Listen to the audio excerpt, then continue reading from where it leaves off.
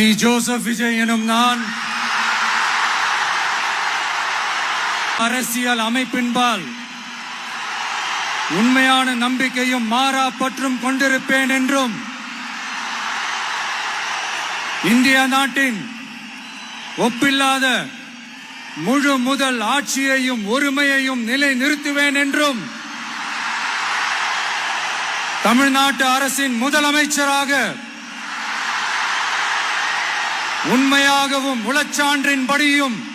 என் கடமைகளை நிறைவேற்றுவேன் என்றும் அரசியல் அமைப்பிற்கும் சட்டத்திற்கும் இணங்க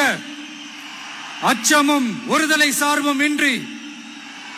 விருப்பு வெறுப்பை விலக்கி பலதரப்பட்ட மக்கள் அனைவருக்கும் நேர்மையானதை செய்வேன் என்றும் ஆண்டவன் மீது ஆணையிட்டு